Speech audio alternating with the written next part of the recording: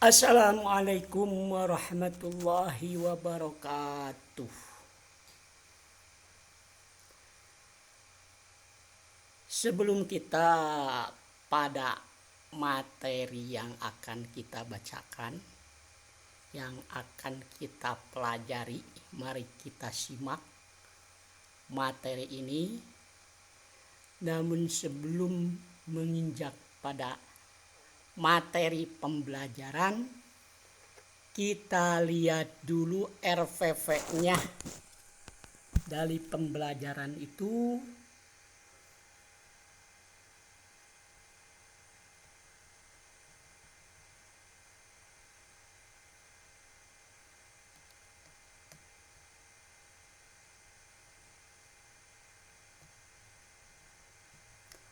RPP Rencana Pembelajaran, nama sekolah MTS Al-Hudaidah, semester 1 kelas 8, mata pelajaran fikih dengan materi pembelajaran makanan halal dan haram.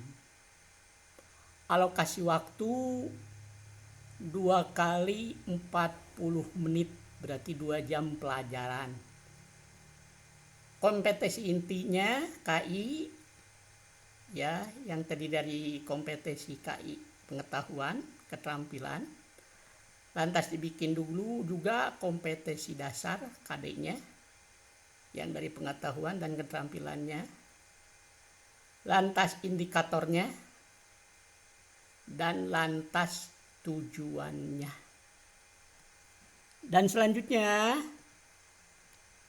kita bicara pada materinya, yaitu kita itu membahas tentang makanan yang halal.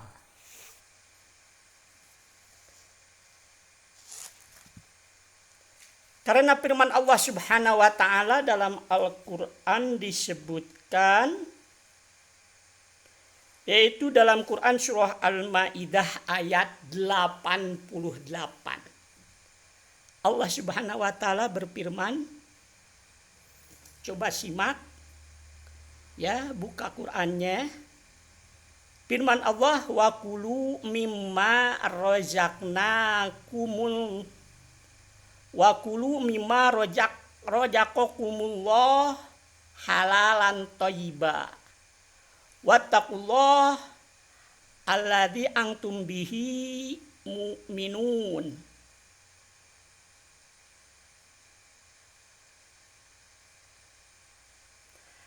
Artinya, makanlah dari apa yang telah diberikan Allah kepadamu sebagai rezeki yang halal dan baik, dan bertakwalah kepada Allah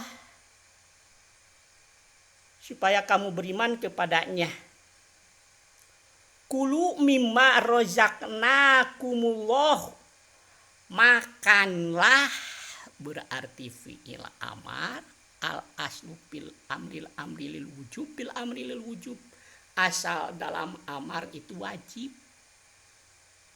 Makanlah dari apa-apa, mimma, kalau dari apa-apa berarti rezeki yang telah diberikan oleh Allah pada kamu sekalian. Razaqakumullah, Allah yang telah memberikan rezeki terhadap kamu sekalian, halalan thayyiba, yang halal dan baik-baik saja. Berarti wajib bagi kita memakan dari hal-hal yang telah Allah berikan rezeki. Yang mana yang dimakannya? Yang halalan. Berarti halal zatnya dan halal sifatnya. Halal zatnya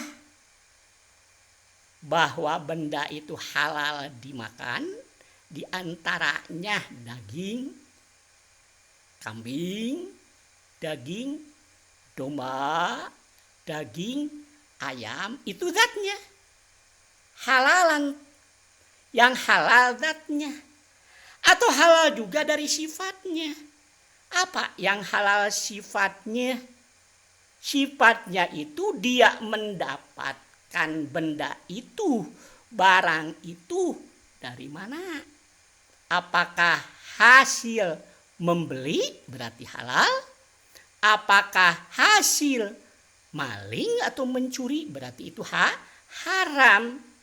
Maka silahkan Anda sekalian makan dari apa-apa yang Allah rezekikan, diberikan rezeki padamu yang halal, baik halal sifatnya atau halal zatnya, baik halal bendanya itu dan halal juga cara mendapatkannya.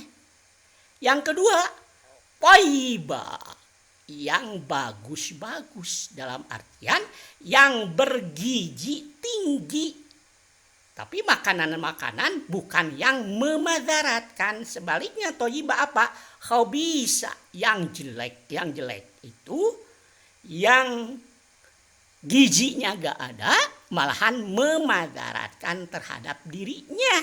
Yang disebut dalam Al-Quran al-khabis, yang jelek-jelek. Maka intinya kamu sekalian silahkan makan makanan yang halal dan toyib. Halal dari zatnya dan halal dari sifatnya.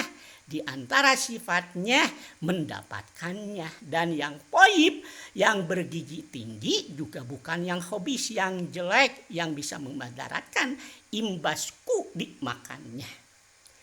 Pada dasarnya penyebab haramnya makanan-makanan itu ada 5. Pertama, karena ada nas, dalam artian ada dalilnya baik dari Al-Quran ataupun dari hadis. Yang darinya contohnya kita lihat dalam surah Al-Maidah ayat 3. Hurrimat alaikumul maitatu, diharamkan atas kamu sekalian apa al-maitatu, bangkai. Haram teh jelas ada nasnya, berarti bangkai tidak boleh dimakan. Wadamu, dan darah. Sekalipun udah bergumpal karena ada sarna dari darah, maka itu haram. Ini dari nas. Walahmul khinzir, dan daging bagong atau daging babi, udah nasnya. Wa ma uhilla li ghairillahi, dan apa-apa yang disembelih karena menyembelihna salian dari atas nama Allah. Yaitu barang-barang yang haram, benda-benda yang haram dikarenakan ada nas. Penyebab keharamannya karena ada nas. Yang kedua, penyebab keharamannya itu karena disuruh membunuhnya.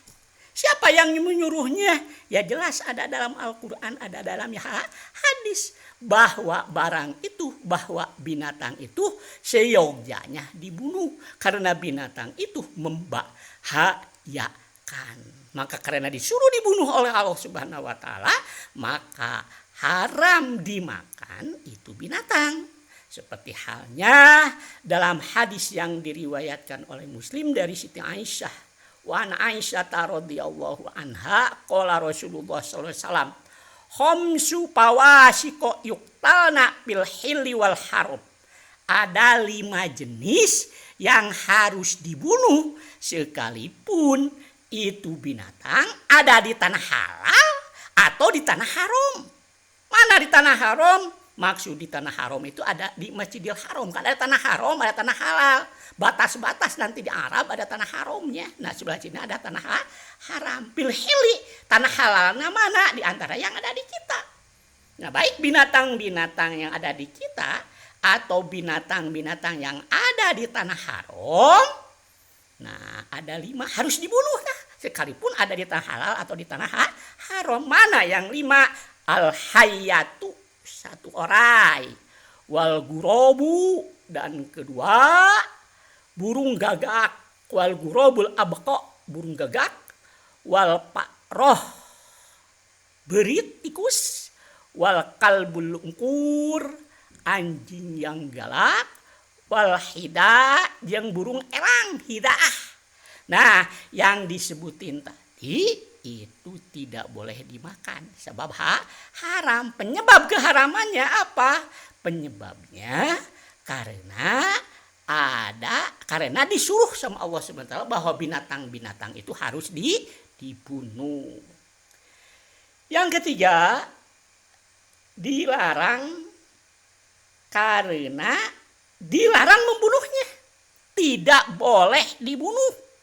Nah, kalau saja tidak boleh dibunuh, otomatis itu binatang tidak boleh dimakan.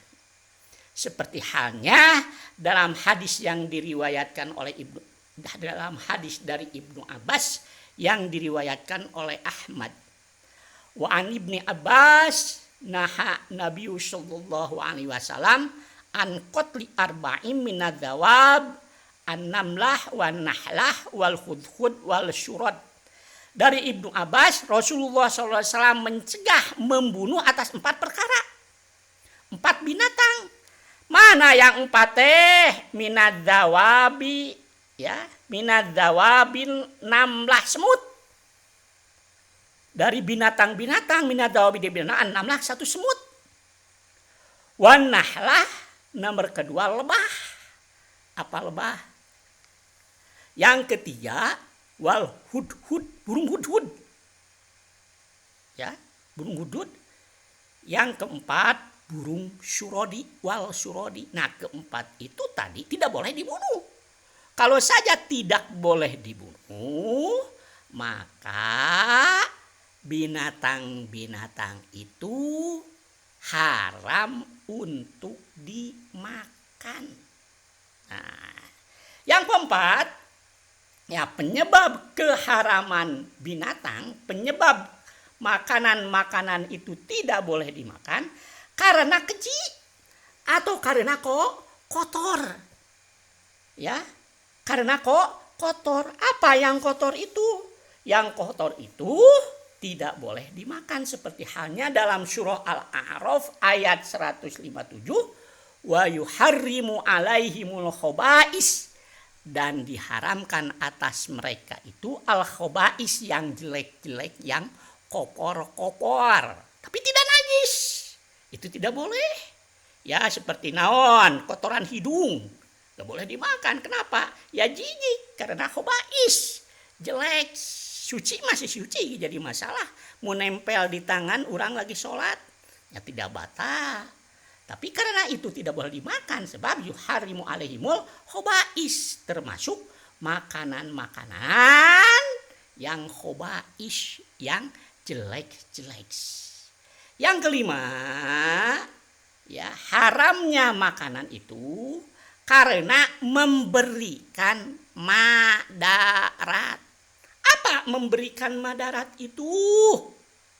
Misalkan ada suatu makanan, kalau kita makan makanan itu, maka memberikan madarat terhadap kita, atau bisa-bisa kita sakit. Nah, maka makanan itu tidak boleh dimakan. Sekalipun asalnya makanan itu halal. Coba, apa? Kan banyak makanan-makanan lamun dibasterkeun dadi, ya, memadaratkan kita. Macam orang yang punya penyakit mah, ya, biasanya penyakit mah udah kambuh betul-betul lah. Nah, kopi itu dilarang sebab bisa menyebabkan bagi yang mah bisa ngadrop. Maka kopi jadi haram itu. Ya, jadi haram. Kenapa? Sebab berikan madarat. Ya, berikan madarat sekalipun asalnya itu adalah halal, karena memberikan madarat bagi orang yang punya penyakit mah, maka kopi sendiri jadi haram. Apalagi rokok. Rokok kan memadaratkan pada kita, ya. Apa? Ada nikotinnya. Nikotinnya bisa merusak. Nah, itu bisa jadi haram itu. Ya, bisa jadi haram. Itu karena memberikan madarat. Jadi jelasnya semua makanan itu halal. Al aslu fil asyal ibahah, segala sesuatu itu adalah boleh, dasar hukumnya. Tapi dikarenakan ada sesuatu yang tidak membolehkannya dimakan, maka itu jadi haram. Penyebabnya Yang tadi itu satu karena ada nas dari Al-Quran dan hadis. Yang kedua karena disuruh untuk membunuhnya. Oleh siapa? Ya oleh Allah dari Al-Quran dan hadis. Yang ketiga karena dilarang membunuhnya. Tidak boleh dibunuh. Yang keempat karena keji atau kotor khobais. Yang kelima karena memberi madarat. Nah dikarenakan ada nuk itu, ada yang tadi disebutkan, maka barang-barang itu jadi haram ya. Nah terima kasih atas simakannya. Mudah-mudahan kita sekali lagi bisa menyimak terhadap pelajaran ini. Rupanya dari saya cukupkan sekian. Wassalamualaikum warahmatullahi wabarakatuh.